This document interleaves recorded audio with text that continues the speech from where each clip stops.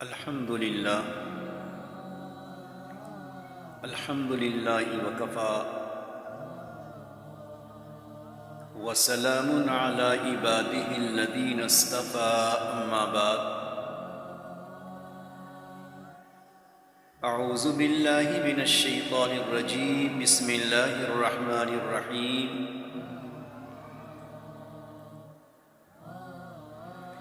يرفع الله الذين آمنوا منكم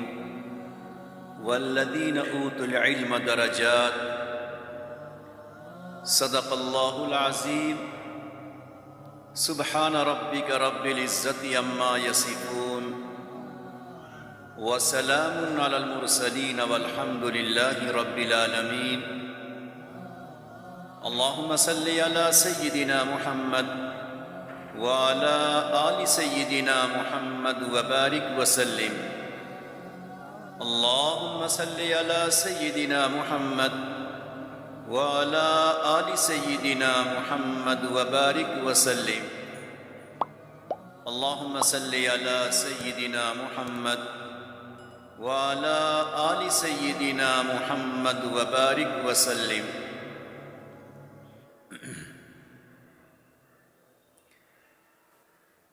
اسلامی مائیں اور بہنیں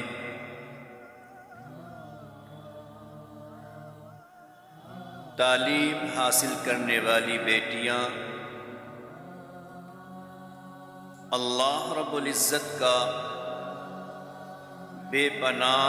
احسان کہ قرآن کریم کی نسبت پر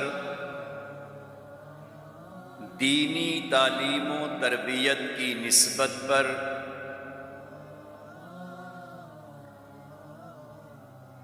ششماہی امتحان کے موقع سے آپ جمع ہیں، یہ نسبت بہت عظیم، بہت بلند نسبت ہے۔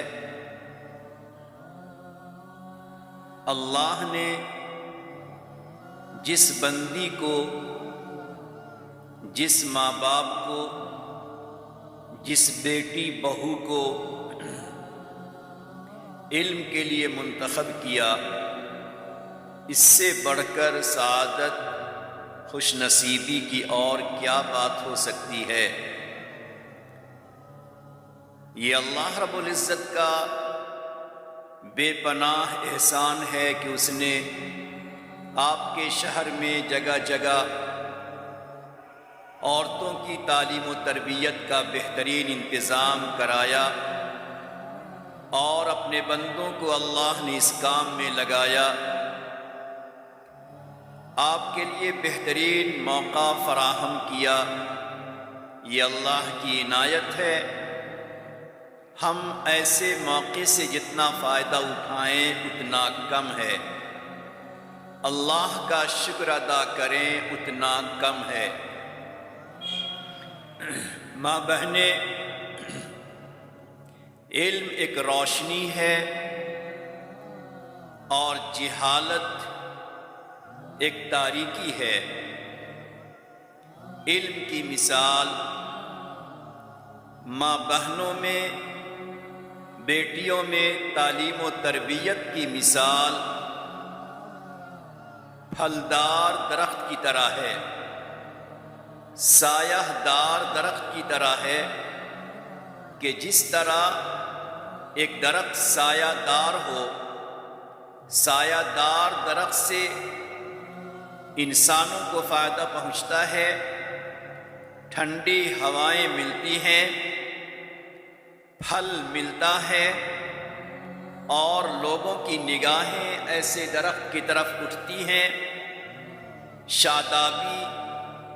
اور سرسبز پتوں کو دیکھ کر تازگی آتی ہے، ایک خوشنما ماحول بنتا ہے۔ تو جس گھر میں ہماری بچیوں، عورتوں میں تعلیم و تربیت ہو، اللہ رب العزت ایسی خواتین، ایسی بیٹیوں کو گھر کے لیے، خاندان کے لیے، افراد کے لیے قبیلے کے لیے سایہ دار درخت کی طرح مفید بنا دیتے ہیں، ایسی خواتین، ایسی بچیوں سے گھر کے چھوٹے بڑے انسانوں کو ہر طرح کا فائدہ پہنچتا ہے۔ اسی تعلیم و تربیت کا نتیجہ کہ گھر کا اندرونی ماحول خوشگوار ہوتا ہے، پربہار ہوتا ہے، محبت بھرا ہوتا ہے، خدمت گزاری کا جذبہ ہر ایک میں ہوتا ہے، اور ایک دوسرے کے ساتھ الفت و محبت، صبر و تحمل اور شکر کے ساتھ رہنے کا جذبہ گھر میں ابھرتا رہتا ہے۔ اور اگر ہماری ان بچیوں میں تعلیم و تربیت نہ ہو تو جس انسان میں تعلیم تربیت نہ ہو، ایسے انسان کی مثال اس درخت کی طرح ہے، اس جھاڑ اس درخت کی طرح ہے جس میں ٹہنیاں نہ ہوں، پتے نہ ہوں، پھل نہ لگتے ہوں، پھول نہ آتا ہو، سایہ نہ ہوتا ہو۔ ایسے درخت سے انسان کو عام طور پر فائدہ نہیں پہنچتا۔ اسی طرح جس بچی میں تعلیم و تربیت نہ ہو، گویا اپنے خاندان کے لیے، اپنے قبیلے کے افراد کے لیے اس سے کوئی فائدہ نہیں پہنچتا، بلکہ فائدہ کے بجائے بسا اوقات نقصان پہنچتا ہے۔ اس لیے میری ماں بہنیں، آپ تاریخ پر، اتہاس پہ نگاہ ڈالیں گی تو آپ کو ایسی خواتین ملیں گی کہ جن کے پاس علم تھا، تربیت تھی، تعلیم تھی، اللہ نے ان سے بڑے بڑے کارنامے انجام دلائے، اور اتہاس اور تاریخ میں ان کا نام خاندانی اعتبار سے، دینی اعتبار سے ان کا نام روشن رہا۔ آپ نے حضرت خدیجہ رضی اللہ تعالیٰ عنہ کا نام سنا ہوگا، نبی اکرم صلی اللہ علیہ وسلم کی زوجیت میں ہیں، اور جب آپ کو نبوت ملتی ہے 40 سال کے بعد، اور نبوت ملنے کے بعد جب آپ اپنے غار حرا سے تشریف لاتے ہیں اور ایک خاص کیفیت ہوتی ہے، تو اس موقع پر حضرت خدیجہ رضی اللہ تعالی عنہا، جو پہلے سے تعلیم یافتہ تھی، پہلے سے تربیت یافتہ تھی، حضرت ورقہ بن نوفل ان کے پاس آتی اور جاتی اور ضروری علم سیکھتی تھیں، تعلیم و تربیت سے آراستہ تھی۔ اس کا نتیجہ یہ ہوا کہ نبی اکرم صلی اللہ علیہ وسلم کو جب نبوت ملی ہے تو اس نبوت کے ملنے کے بعد ان کی زبان سے ایسے عمدہ کلام، ایسا عمدہ کلام، ایسی بہترین باتیں، اس قدر بہترین جملے نکلے کہ رہتی دنیا تک اللہ نے اسے خدیجہ کی بات کو محفوظ فرما دیا۔ یہ حضرت خدیجہ کا وہ کلام تھا، وہ بات تھی، وہ انداز تھا، وہ سمجھانے کا وہ طریقہ تھا جس سے سرکار دو عالم صلی اللہ علیہ وسلم کو ایک خاص قسم کی تسلی ہو گئی، ایک خاص قسم کا سکون ملا۔ یہ وہی عورت ایسا کام کر سکتی تھی جس کو پہلے سے علم ہو، جس کی تعلیم و تربیت ہو چکی ہو۔ تو حضرت خدیجہ رضی اللہ تعالیٰ عنہ کا بڑا کارنامہ اس بنا پر ہوا کہ اللہ نے انہیں علم سے، تعلیم سے، تربیت سے آراستہ کیا تھا، منور کیا تھا۔ ماں بہنیں، آپ نے سنا ہوگا حضرت عمر فاروق رضی اللہ تعالیٰ عنہ کی زندگی کو دیکھیں، آخر ان کی زندگی کو بدلنے میں، ان کی زندگی میں انقلاب لانے میں کس کا ہاتھ ہے؟ وہ حضرت فاروق کے بہن کا ہاتھ ہے، جو پہلے سے تعلیم یافتہ تھی، قرآن کریم سورہ طٰہٰ کی تلاوت کر رہی تھی۔ جب وہ تلاوت کر رہی تھی اور نبی علیہ الصلوٰۃ والسلام پر ایمان لا چکی تھی، تو حضرت عمر فاروق اپنے بہن کے گھر جاتے ہیں، قرآن پڑھتے ہوئے دیکھتے ہیں تو ایک طیش میں آ جاتے ہیں، غصے میں آ جاتے ہیں۔ یہاں پہ خاص پوائنٹ اور خاص نقطے کی بات یہ ہے کہ بھائی غصے میں ہے، جلال میں ہے، رف ٹف باتیں زبان سے نکل رہی ہے، مگر بہن جن کو اللہ نے تعلیم و تربیت سے آراستہ کیا تھا وہ ایموشنل نہیں ہوتی، وہ جذبات میں نہیں آتی، وہ غصے میں نہیں آتی، اپنے گھر سے بھائی کو دھکے نہیں دیتی، وہ جانتی ہے کہ میرا بھائی غصے میں ہے، جلال میں ہے، ایموشنل ہے، اس کا جواب غصہ نہیں ہے، غصے کا جواب غصہ نہیں ہے، ایموشنل کا جواب ایموشنل نہیں ہے، جذبات کا جواب جذبات سے نہیں دیا جا سکتا۔ وہ جانتی تھی، سمجھدار تھی، ان کے پاس علم تھا، تو انہوں نے ایسا نرمی کا انداز، ایک ایسا لب و لہجہ، ایک ایسی شفقت کا انداز، ایک محبت بھرا انداز، معصومیت کا انداز اپنایا کہ عمر فاروق کا دل ٹھنڈا ہو گیا، ان کا طیش ختم ہو گیا، ان کا جذبہ، ان کا غصہ ختم ہو گیا، اور وہی جو بڑے بڑے غصے کے عالم میں آئے تھے، ایک دم سے ان کا انداز دیکھ کر، لب و لہجہ دیکھ کر، گفتگو کا ٹون دیکھ کر ایسا نرم پڑے، کہنے لگے مجھے قرآن پڑھاؤ، مجھے قرآن دے دو۔ اب دیکھیے، اگر وہاں حضرت حفص ان کی بہن کا انداز ایسا ہوتا کہ غصے کا جواب غصے سے دیتی اور انہیں گھر سے باہر کر دیتی، بہت ممکن ہے اس وقت ان کے لیے ہدایت کا راستہ نہ کھلتا، تو عمر فاروق رضی اللہ تعالیٰ عنہ کی ہدایت میں، ایمان کے قبول کرنے میں، راہ راست کے لانے میں ایک ایسی عورت کا ہاتھ ہے، جو عورت تعلیم یافتہ ہے، جو عورت علم سے، تربیت سے، اور کس موقع پر کس طرح بات کی جائے، کس کے غصے کو، کس کے جذباتیت کو کس طرح ختم کیا جائے، جانتی تھی۔ اللہ رب العزت نے ان کی حکمت، ان کی مصلحت، ان کی دانشمندی کے نتیجے میں عمر فاروق رضی اللہ تعالیٰ عنہ ان کے دل کو ایسا نرم کر دیا کہ پورے زندگی عمر فاروق اپنی بہن کا شکریہ ادا کرتے رہے اور اپنے بہن کے سامنے جھکتے رہے۔ ماں بہنیں اس سے پتہ چلتا ہے کہ عورتوں میں اگر تعلیم اور تربیت صحیح انداز میں ہو، ماں باپ کی توجہ ہو، استاذ کی محنت ہو، ہماری فکریں ہوں اور صحیح تعلیم و تربیت ہو، تو ایک خاتون، ایک بیٹی، ایک لڑکی، ایک بہو، ایک ساس، یہ تمام کے تمام بہت بہترین کام کر سکتی ہیں۔ اور جب یہی ہمارے گھر کی خواتین تعلیم یافتہ ہوں گی تو ان کی گود میں جو بچے ہوں گے ان کا لخت جگر ہوگا، نور نظر ہوگا، ان کے گود میں پھول جیسے بچے ہوں گے، ان کی صحیح تعلیم و تربیت کر سکتی ہیں، ان کی اخلاقی زندگی، ان کی سماجی زندگی، ان کی گھریلو زندگی، ایک دوسرے کا رسپیکٹ، ایک دوسرے کا ادب و احترام، ایک دوسرے سے محبت کے ساتھ ملنا، ایک دوسرے سے تواضع و انکساری، اور کوئی کسی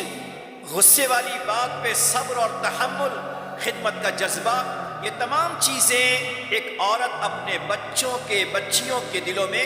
جما سکتی ہیں، بیٹھا سکتی ہیں۔ اس لیے آج کے دور میں خاص طور پر خواتین کے لیے، مستورات کے لیے، ہماری بیٹیوں کے لیے تعلیم اور تربیت نہایت لازم اور ضروری ہے۔ اس کے بغیر ہم آگے نہیں بڑھ سکتے۔ آپ کو اندازہ ہوگا، سنا ہوگا آپ نے، بخاری شریف کس قدر اہم کتاب ہے، کس قدر قرآن کریم کے بعد اگر ہماری شریعت میں کسی کتاب کا مقام اور مرتبہ ہے تو بخاری شریف ہے۔ بخاری شریف جن مردوں نے نقل کیا ہے، جن مردوں، جن محدثین کی روایتوں سے بخاری شریف ہم تک پہنچی ہے، اس میں خاتون ایک عورت کا بھی نام آتا ہے۔ کریمہ بنت احمد ایک بچی ہے جو ماں باپ کی تربیت، ماں باپ کے علم کے شوق کی بنیاد پر وہ اتنا پڑھتی ہیں کہ اللہ رب العزت نے اسے بخاری شریف کا پورا علم عطا فرمایا، اور اس انداز میں احادیث کو اور بخاری شریف کو انہوں نے حاصل کیا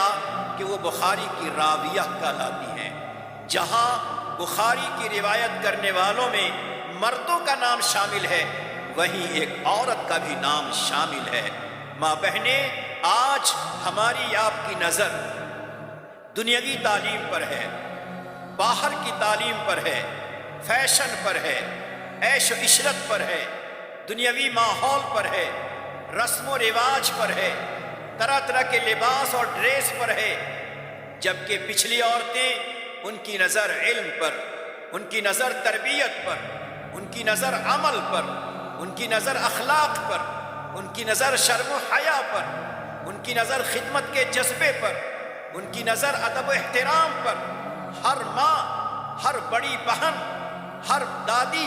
ہر نانی کی نظر اور فکر اس بات پہ ہوتی تھی کہ ہمارے گھر کے بچے ہوں یا ہماری گھر کی بچیاں ہوں، اس میں اللہ کا علم آ جائے، نبی کا علم آ جائے، عمل زندہ ہو جائے، اخلاق کریمانہ کی پیکر بن جائے، شرم و حیا کی پتلی بن جائے، ادب و احترام اس کی زندگی کا امتیازی شان بن جائے، بڑوں کے ساتھ کس طرح پیش آنا ہے، گھر میں کس طرح سے رہنا ہے، دنیا کے رسم و رواج سے کس طرح اپنے آپ کو بچانا ہے، یہ فکریں پہلے ہمارے ماں بہنوں کے دلوں میں زیادہ تھی۔ اس فکر کی بنیادی وجہ علم اور تعلیم و تربیت ہے۔ پچھلی تاریخوں میں ایسی خواتین، ایسی مستورات کے حالات ملتے ہیں کہ اللہ رب العزت نے ان کو ایسا علم عطا فرمایا کہ محلے کی عورتیں ان کے گھر میں آتی اور ان کے گھر میں آ کر ان کے پاس بیٹھ کے قرآن کریم کی تلاوت کرتی، نفل پڑھتی، اور وہ خواتین اپنے گھر میں جا کر کہتی تھیں کہ میں اپنے گھر میں نماز پڑھتی ہوں، اپنے گھر میں تلاوت کرتی ہوں، مگر اپنے گھر میں نماز اور تلاوت میں ہمیں وہ لذت نہیں ملتی، وہ خشوع اور خضوع نہیں ہوتا،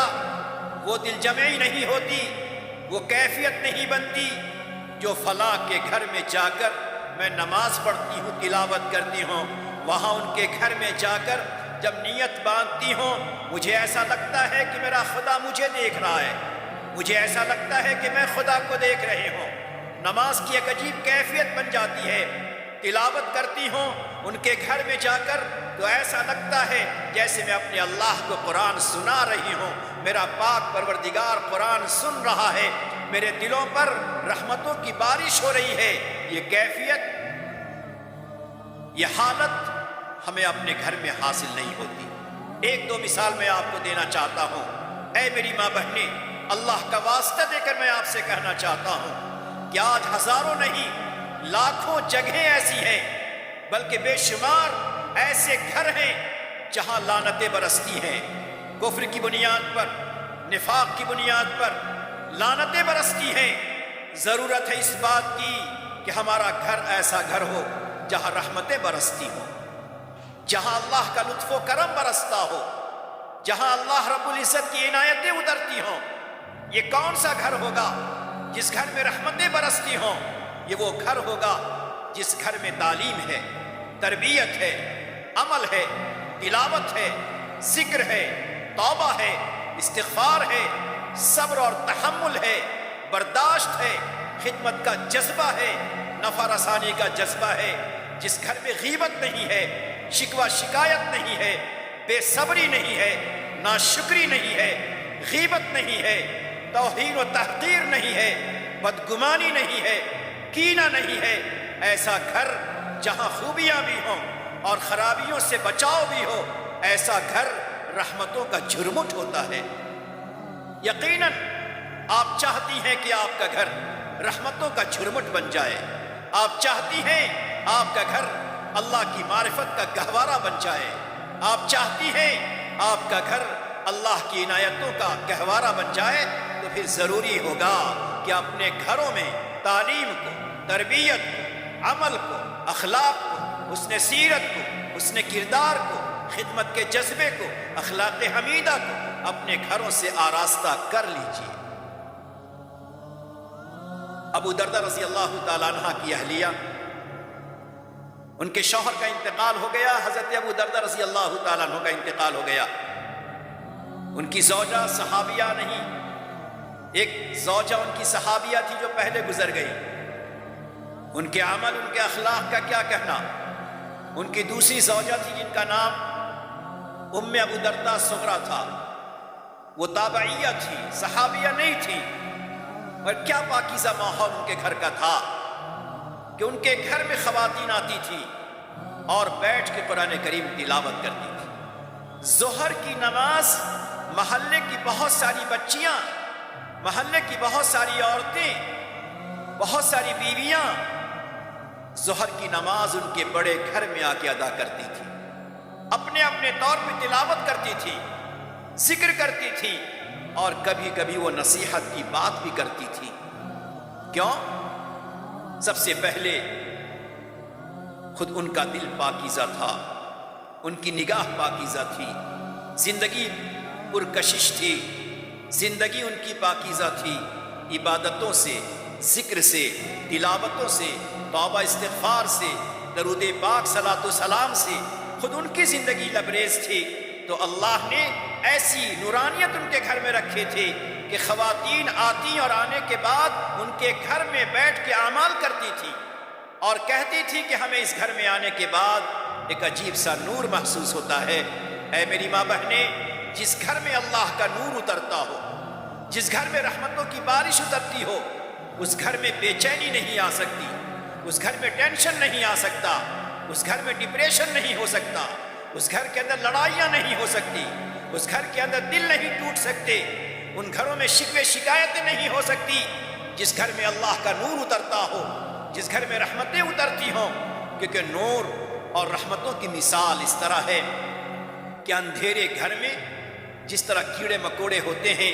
جب روشنی آتی ہے تو روشنی کے آتے ہی کیڑے مکوڑے چلے جاتے ہیں، مچھر گھر سے نکل جاتا ہے۔ اسی طرح اگر آپ کے عمل کی بنا پر، آپ کی عبادت کی بنا پر، آپ کے اخلاق حمیدہ کی بنا پر،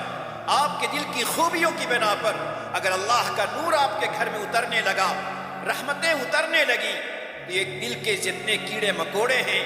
گناہوں کے جتنے کیڑے مکوڑے ہیں اور گناہوں کی وجہ سے جو خرابیاں ہیں، وہ تمام کے تمام گھروں سے چھٹنے لگتی ہیں۔ تو اگر ہم اور آپ یہ چاہیں کہ ہمارے گھر میں سکون رہے، رحمت رہے، محبت رہے، اطمینان رہے، طمانینت رہے، خوشیاں رہے، مسرتیں رہے، خوشگوار پربہار ماحول رہے،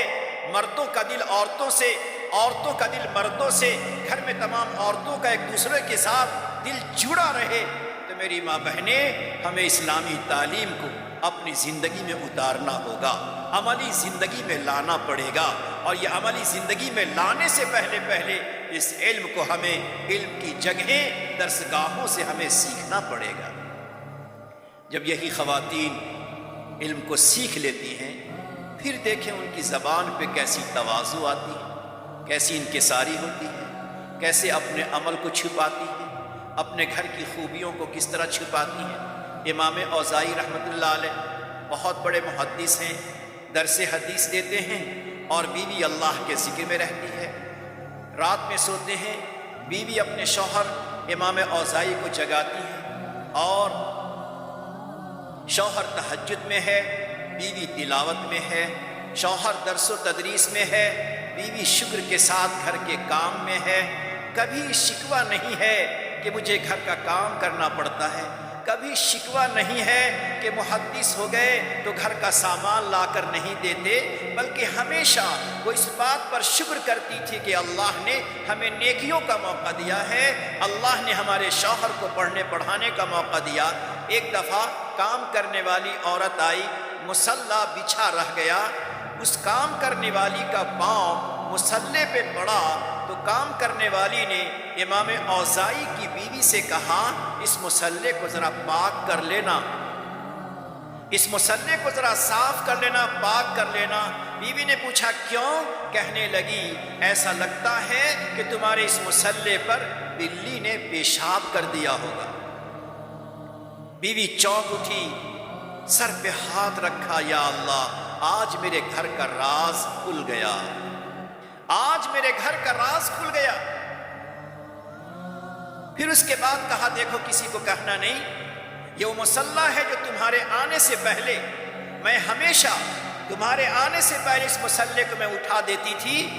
بات یہ ہے اس مصلی پر کبھی میں تہجد پڑھتی ہوں، کبھی میرے شوہر تہجد پڑھتے ہیں، اللہ کی شان پروردگار کے سامنے کبھی مجھے اتنا رونا آتا ہے کہ آنسو کے قطرے سجدے کی جگہ پہ پڑتے ہیں۔ میں فارغ ہوتی ہوں، میرے شوہر اسی مصلی پر تہجد پڑھتے ہیں، ان کے آنسو اتنے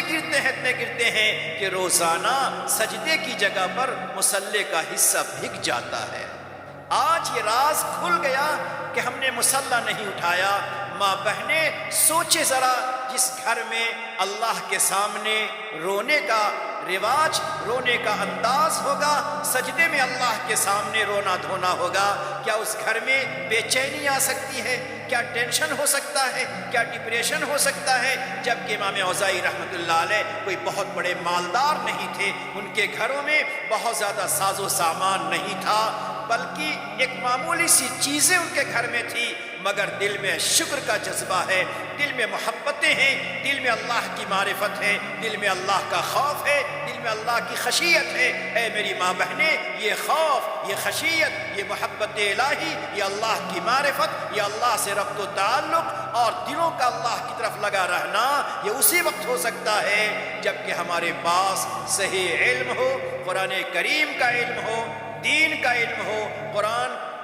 پر عمل کرنے کا جذبہ ہو۔ یہ تمام چیزیں ہمیں سکھلائی جاتی ہیں، ہمارے دلوں میں اتاری جاتی ہیں، پریکٹیکلی ہماری زندگی میں لائی جاتی ہیں۔ کہاں؟ انہی جگہوں پر جن کو ہم درسگاہ کہتے ہیں، جن کو ہم مدرسہ کہتے ہیں۔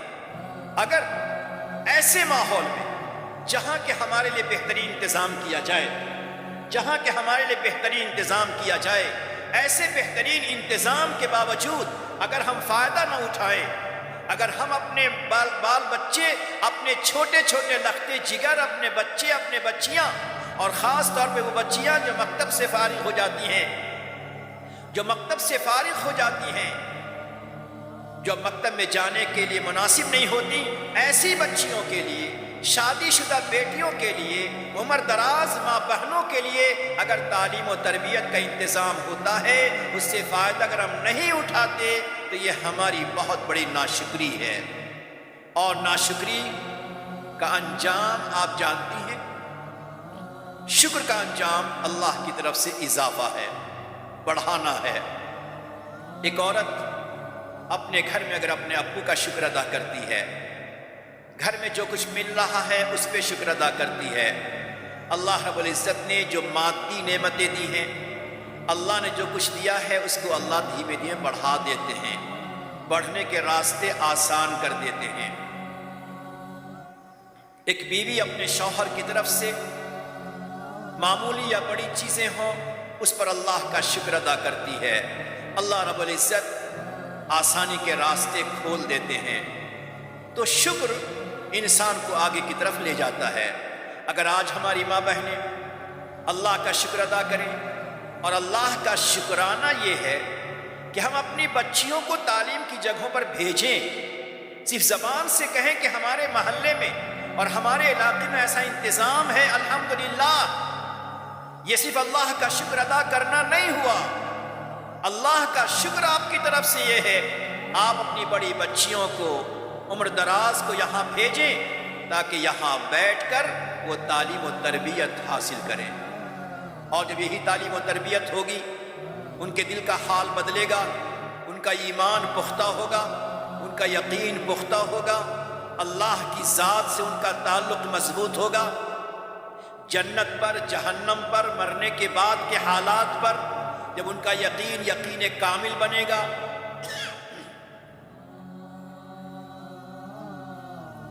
تو دنیا کا کوئی ماحول ہماری بیٹیوں کے دل میں ایمان میں شک شبہ پیدا نہیں کر سکتا،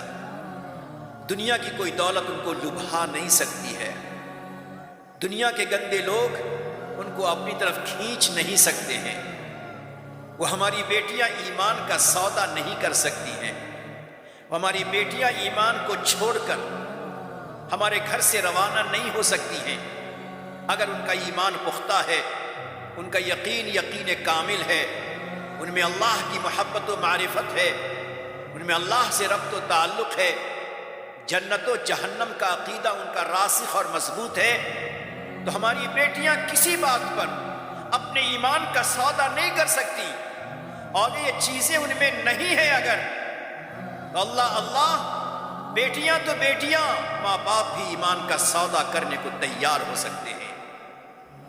اللہ اکبر! آپ سوچ سکتی ہیں میری ماں بہنیں، جن خواتین نے اپنی قربانیاں دے کر، تکلیف برداشت کر کے، نیزے کھا کر، زخم برداشت کر کے، فقر و فاقہ برداشت کر کے اپنے ایمان کو محفوظ رکھا تھا، اور عورتوں نے عورتوں کے واسطے سے ایمان کو ہم تک پہنچایا تھا، آج کیسا دور آ گیا! تعلیم سے ایسی دوری، تربیت سے ایسی دوری، آج کیسا دور آ گیا کہ آج ہماری بیٹیاں ایمان کا سودا کر رہی ہیں، کسی کے چہرے پر بل نہیں آتا۔ اللہ اللہ، کیوں نہیں ایسا ہوتا؟ قیامت آ گئی ہوتی، آسمان کے ٹکڑے ہو گئے ہوتے، بادل نیچے اتر گیا ہوتا، ستارے ٹوٹ گئے ہوتے، اگر کوئی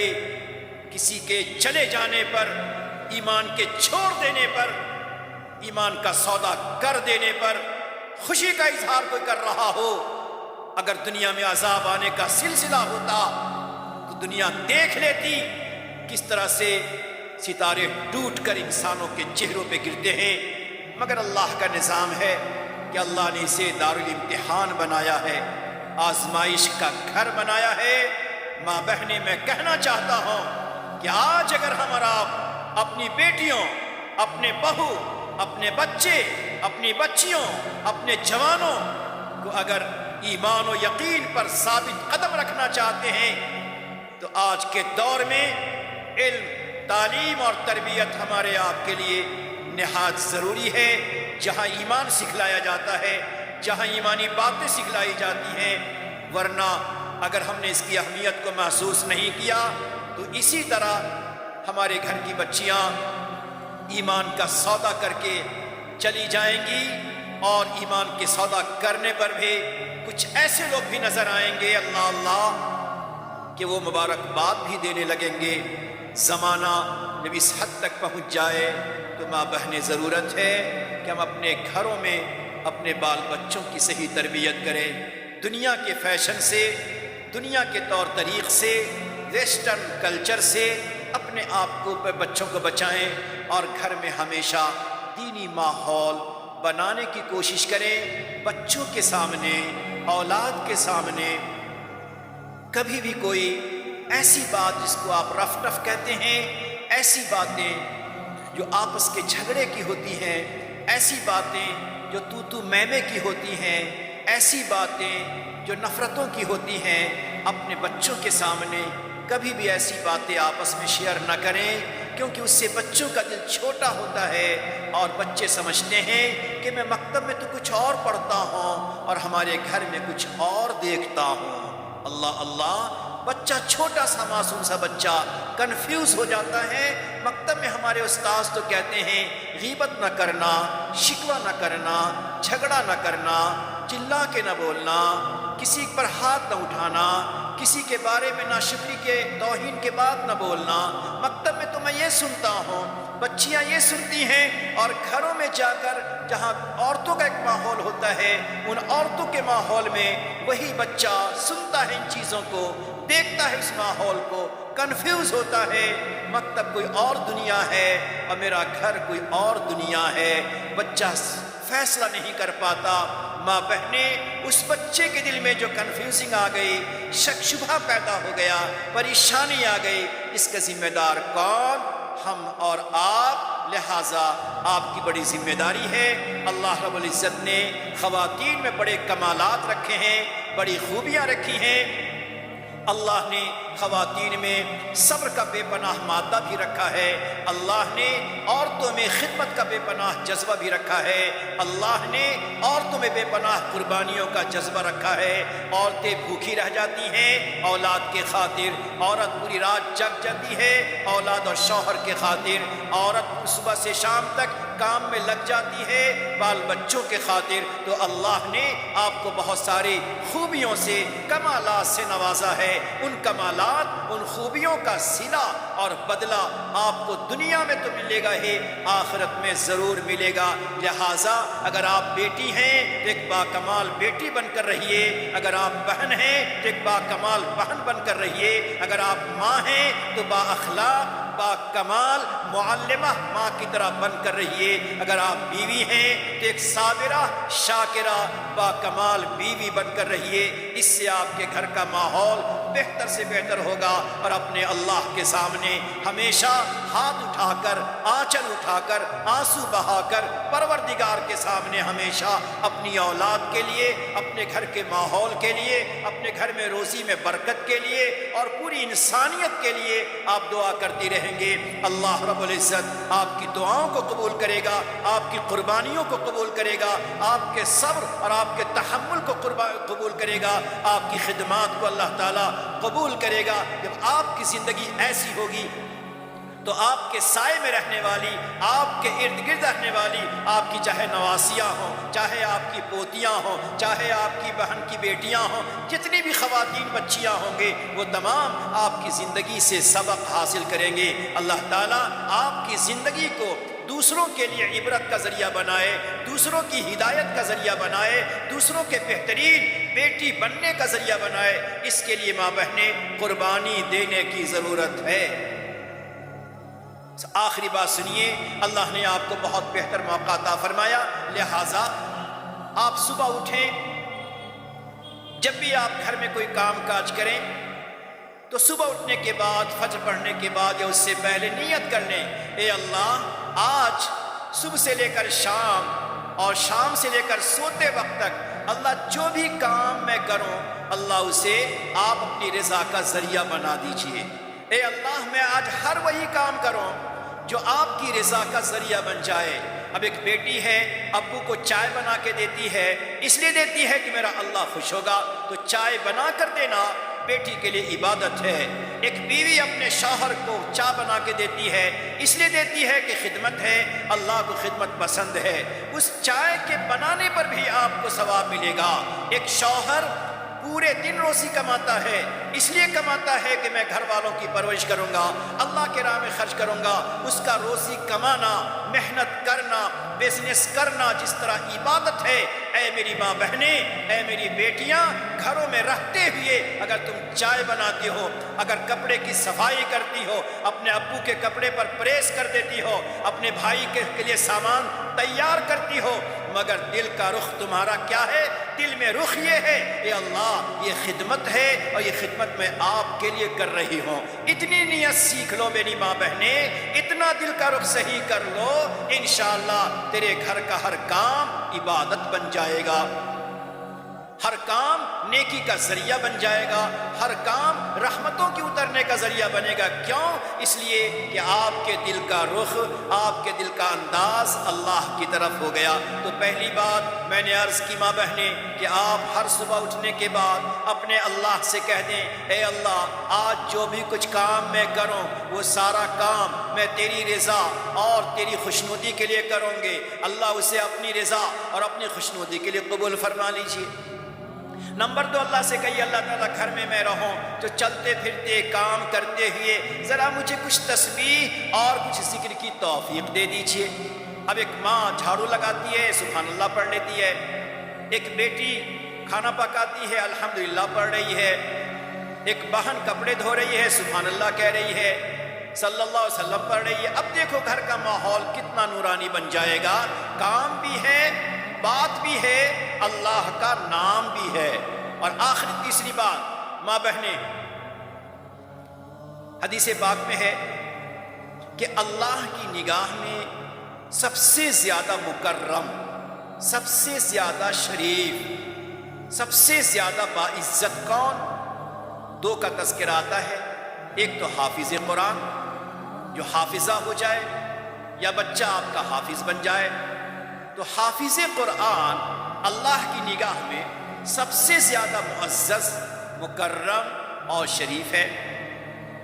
دوسرے نمبر پہ کون؟ اب حافظ تو کم ہوں گے، اللہ نے کتنا موقع آسان کر دیا۔ دوسرے نمبر پہ وہ اللہ کی بندیاں، اللہ کے وہ بندے جو تہجد پڑھتے ہوں، اب تہجد تو مشکل اللہ نے اور آسان کر دیا. اور یاد رکھیے گا اس بات کو، آخری بات ہے، اگر آپ چاہتی ہیں کہ اللہ کی نگاہ میں مکرم، مشرف، باعزت، شریف، نیک نام بن جائیں تو میں طریقہ بتاتا ہوں. سنن سعید بن منصور حدیث کی کتاب ہے، اس کے مطابق کہ آپ عشاء کی 4 رکعت فرض پڑھنے کے بعد 2 رکعت سنت پڑھتی ہیں. یہ 2 رکعت سنت پڑھنے کے بعد وتر سے پہلے 2 رکعت آپ تہجد کی نیت سے پڑھ لیجئے. وتر سے پہلے 2 رکعت آپ تہجد کی نیت سے پڑھ لیں. تھکی ہوئی ہیں تو چاہے بیٹھ کے پڑھ لیں، انشاءاللہ آپ کو تہجد پڑھنے کا ثواب ملے گا. آپ اللہ کے یہاں تہجد گزاروں میں شامل ہو جائیں گی.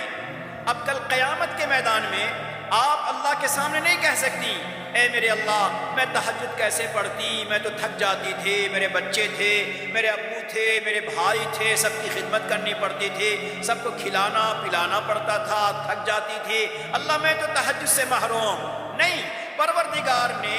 ہم کمزوروں پر رحم کھایا اور رحم فرما کر اللہ نے تہجد کا ایک دوسرا بدل دے دیا. اے میرے بندے، اے میری بندیاں، اگر تہجد گزاروں میں شامل ہونا چاہتی ہو، اس کا ایک اور آپشن ہے اور طریقہ ہے کہ تم وتر سے پہلے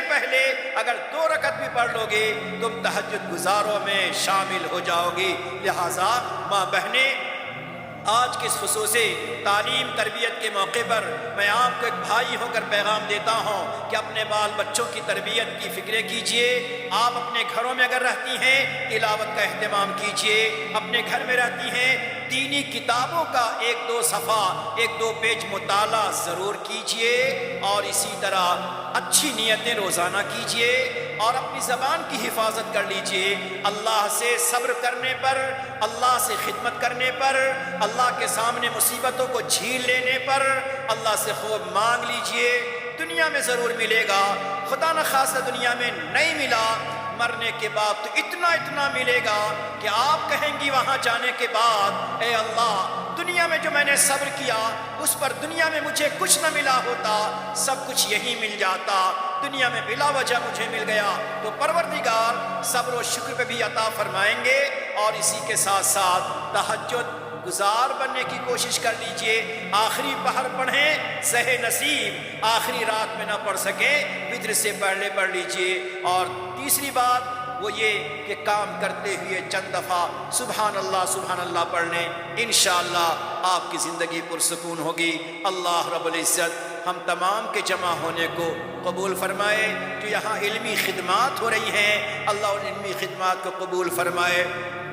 یہاں پر آپ دیکھیں کہ جس مکان میں یہاں پہ تعلیم کا اور علم کا تربیت کا انتظام کیا گیا، اللہ کے خاص بندے کے دل میں جذبہ تھا، انہوں نے اپنا یہ سرمایہ، اپنی یہ عمارت لگا دی ہے تاکہ اللہ کی بندیاں یہاں آ کر پڑھیں. ماں بہنیں بیٹیاں سنو، تم ایک آیت یہاں پڑھتی ہو، ایک دعا یہاں یاد کرتی ہو، ایک ذکر یہاں پہ کرتی پڑھتی ہو، ہر ایک کا ثواب کس کو ملتا ہے؟ آپ کو تو ملتا ہی ہے، پڑھانے والے کو تو ملتا ہی ہے. جس بندے خدا نے قربانی دیتے ہوئے اپنی جگہ دی ہے اسے بھی مل رہا ہے. اس سے ہمیں آپ کو سبق ملا، ہمیں آپ کو سبق ملا کہ ہمیں بھی اپنی زندگی میں کچھ ایسا کام کرنا ہے اپنی قوم کے لیے کہ ہمیں بھی اس کا ثواب ملتا رہے. اللہ رب العزت ان باتوں پر ہمیں آپ کو عمل کرنے کی توفیق عطا فرمائے. وآخر دعوانا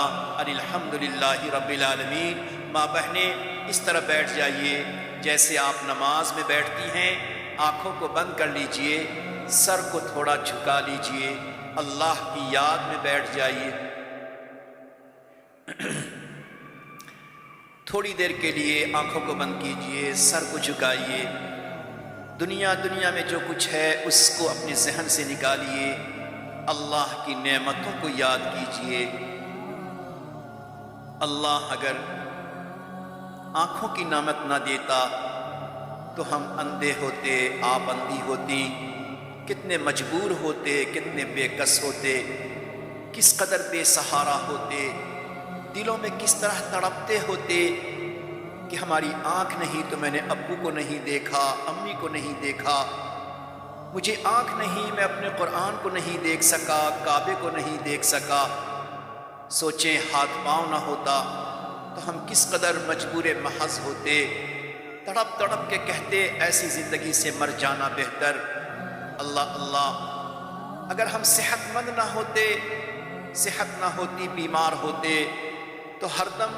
ہاسپیٹل کے بستر پہ تڑپتے رہتے، کوئی پانی پلانے والا نہ ہوتا۔ مگر اللہ نے کتنا کرم کر دیا،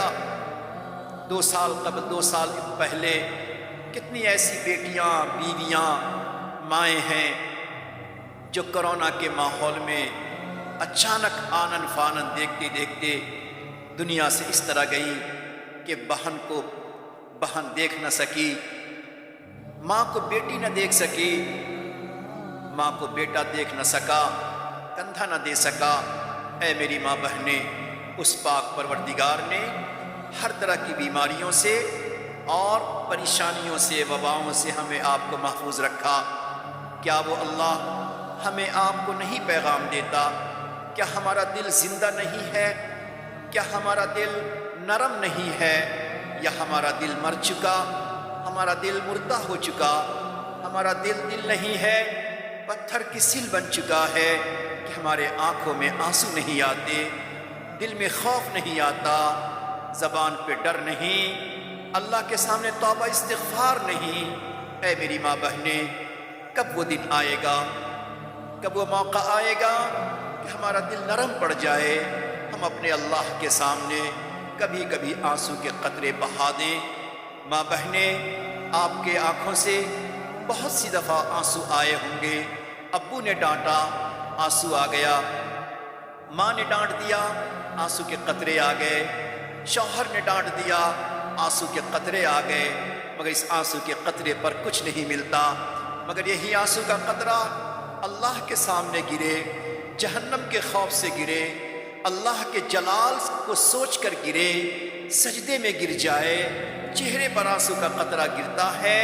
اللہ کہتے ہیں میری بندی میں نے جہنم کو حرام کر دیا، آگ کو میں نے حرام کر دیا، اب جہنم کی آگ تجھے لگ نہیں سکتی، میں نے تیری مغفرت کر دی۔ وہ پاک پروردگار نے اگر ہمارے آنسو کا رخ دنیا کے لیے ہے تو کچھ نہیں ملتا، یہی آنسو پروردگار کی محبت میں، اپنے اللہ کی خوف و خشیت میں آنسو کے قطرے گرتے ہیں، جنت ملتی ہے، عرش کا سایہ ملتا ہے، حسن خاتمہ ملتا ہے، قبر جنت کا نمونہ بن جاتی ہے۔ اس لیے میری ماں بہنیں، اپنے اللہ کے سامنے تھوڑی دیر اللہ کی نعمتوں کو سوچئے اور اپنی غفلت بھری زندگی کو یاد کیجئے، دل ہی دل میں توبہ طائب ہوئیے۔ میں تیرے سامنے جھک رہا ہوں خدا، میں تیرے سامنے جھک رہا ہوں خدا، میرا کوئی نہیں اللہ تیرے